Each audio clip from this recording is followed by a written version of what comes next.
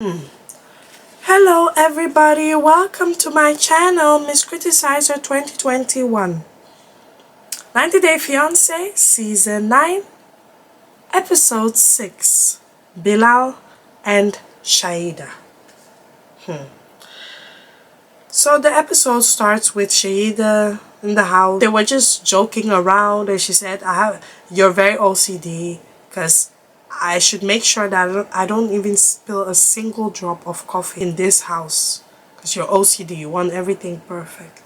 Said that, well, you would not leave any dirty socks or undies on the floor, any adult shouldn't do that. And I kind of agree, but them being super OCD like that, it is what it is.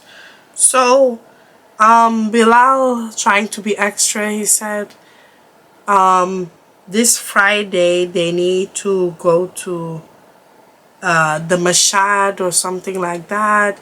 They have to go there.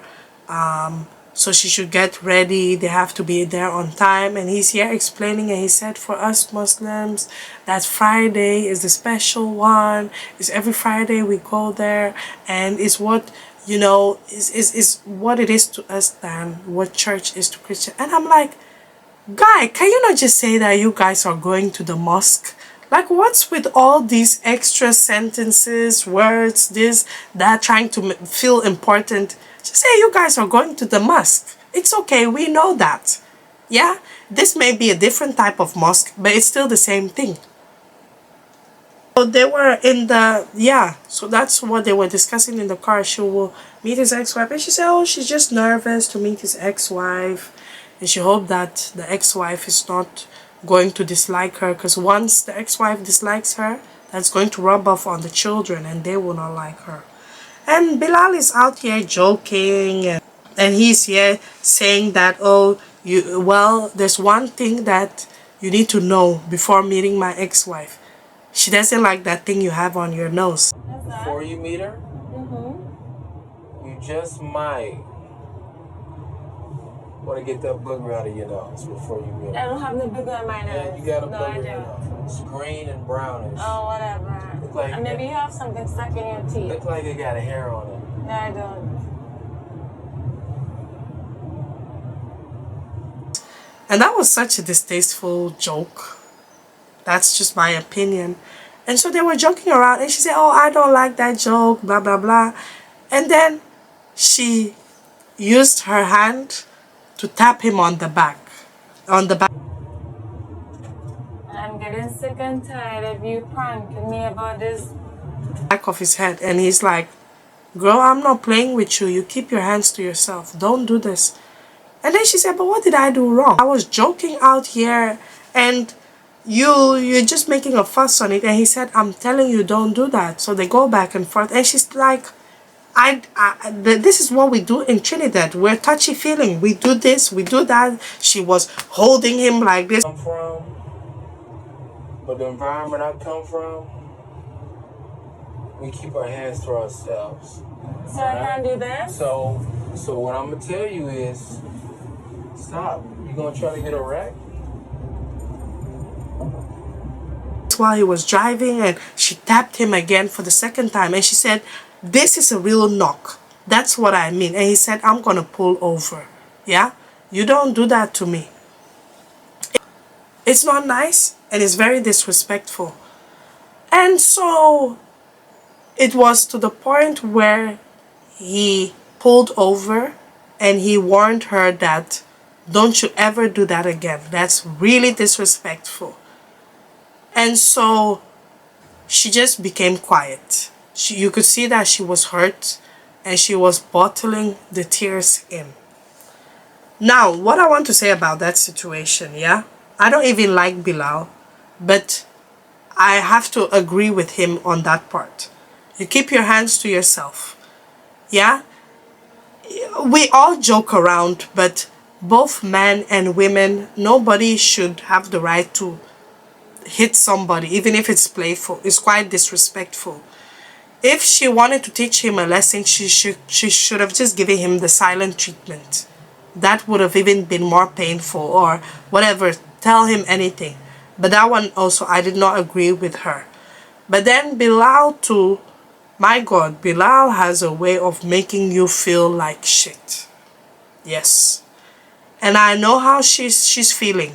It's a miserable relationship. Also, she's saying that that's normal in Trinidad. I don't know. Me, for in general, nobody should be doing that. So she was quiet as they were driving by, and she feels like, and he just takes things so far. I know that what she did was not good, and he should have just kept it for when they'll talk. And he's here saying to her, the fact that you even tapped me, I don't even know if you're violent or not. I don't know that you're so aggressive, that you're violent, and the things that he's labeling her with is just so terrible. Yeah, I know she made a mistake, but he's giving me emotional abuser, gaslighter. My God, my God. She's not even a violent person. To her, it was a joke. It was just a distasteful one. And also, like she said, you pranked me on the day that I arrived, showing me a house that was just uncompleted. You pulled that prank on me.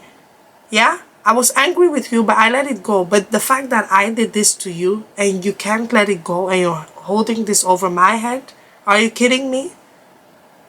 So she was quiet as they were driving. They picked up the kids and they finally got to the mosque. She was greeting everybody. He did his prayer with his group. The men are always in front, the women are always at the back. And so she was greeting everybody. But when the service was over, she asked him, oh, honey, can we go? And he's like, I'll be with you for a second, but let me talk to everybody else. And he didn't even give them a formal introduction. He didn't even introduce her to his friends, unless maybe it's edited. She felt so isolated and alone. And I felt really, really bad for her. And they finally met his ex-wife, and they had a cordial discussion, and the ex-wife said, oh, how do you find it here in the States? And she's like, I'm okay, and it was just simple between them. So she said it was a quick chit chat, and she said, but we're still going to catch up. I said, okay. So they finally got home. When they got home, he was giving her the silent treatment, so she dressed well. And Shaeeda, I love that coat that you were wearing. I loved it. It was very, very nice. And so he's like, I'm not even in the mood for date night. Like, we need to talk some things out. So they had that long discussion, and he said, I did not like what you did. I mean, okay, fair enough. Couples need to discuss their issue. You can't pretend that everything is okay. And he said, and you did this, and you did that, and you did that. And she said, I didn't mean to do that, but if it offended you, I apologize. She apologized. And he was still on the fence, like, ugh. And she's like, and I don't even know why you have to cancel today's date night. Like, it would, like, we've talked it out. Why are you doing this? Ugh, this is just sad. I'm not even going to front, man. And he's somebody who will guilt trip her every single time. He'll make her feel bad. He'll make her feel guilty. I'm not even getting a loving husband from him. I'm just getting a lecturer. It's like a teacher. You did this wrong. You did that wrong. My God. And yeah, and I don't know. And I think the scene ends there. She just apologized. Again, I've heard that they got married, because this show is way behind. But all I just want to say is that I don't know. I really don't know. Like Shaeeda, you still have the chance to run back to Trinidad. You don't have to put up with this. Bilal doesn't want to have children with you. He will continue to control you. He will continue to make you feel bad about everything. It doesn't help that his family enables him. It doesn't help that the religion also enables him.